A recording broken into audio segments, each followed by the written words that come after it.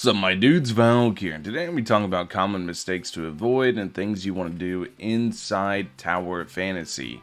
Basically just going to be giving some quick tips about some common things you can do to kind of mess up your account or mess up all in all.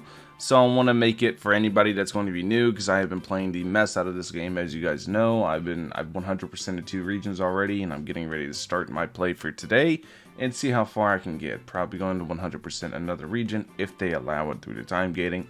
But getting into it, the very first thing you want to make sure you do in Tower Fantasy is pick the correct server for your friends. A good example for me is most of my friends are over in Solaris, which is almost always full. And I play an observer, so until character swaps come, I can't play with a lot of my boys. But a lot of my friends have moved over to observer to go ahead and play with me, or make alt accounts to go ahead and play with me. So make sure you go and pick the right server. If you don't get in at first, just keep trying. You'll eventually get in. But just be known, if you're in a very congested server, you might have a lot of times where you're sitting in queue instead of actually playing the game. Alright, the next thing comes down to black crystals. These are black crystals. You get them by grinding, or dark crystals, excuse me. You get them from just basically grinding out the game, playing the game a ton, grinding a bunch of stuff out. You basically want to use these solely on the red nucleus for the limited banners. If you look, you have the option to go ahead and swap them in for either gold nucleus or red nucleus inside the hot. Gold nucleus, red nucleus, 150 dark crystals each.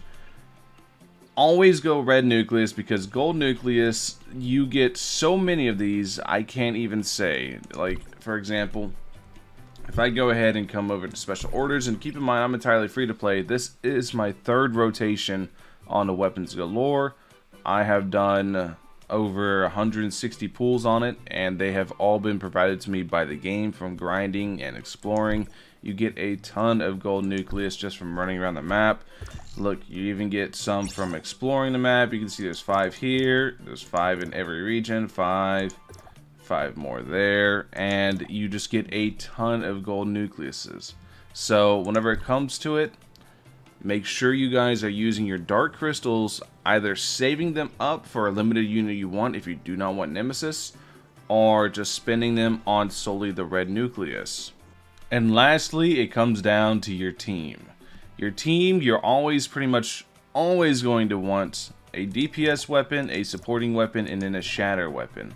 Now, what is a shatter weapon? You can see here, S shatter at 14, B shatter, B shatter. A shatter weapon is meant to take on shields.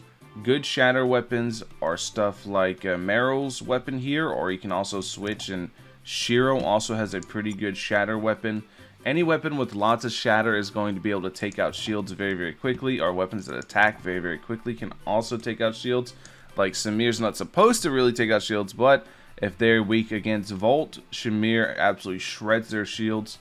But you really, really want to make sure you have a weapon that has good shatter to take out shields inside your team.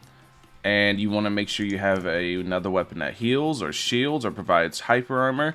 You basically are going to want to have a nice balanced team based around it. So even though I know a lot of people are looking at like really all these hyped up team comps and these top tier stuff and looking at it for their picker, for their selector, whenever they get the SSR selector, make sure you're selecting something that actually rounds out your team comp so you can go ahead and build around that. This game is also heavily geared towards mono elements. Like, I'm going to be building around Samir heavily because I just really like the dual pistols until Aegis comes out. Aegis is a boss in a story. If you don't know who Aegis is, I don't blame you.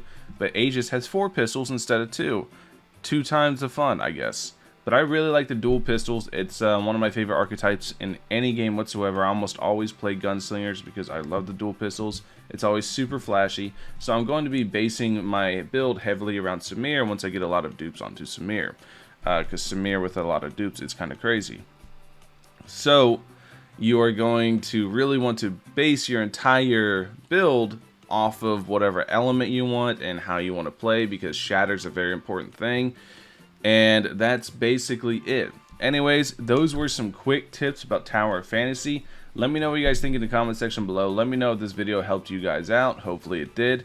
Thank you guys for watching as always. I'll catch you guys in the next one. Peace.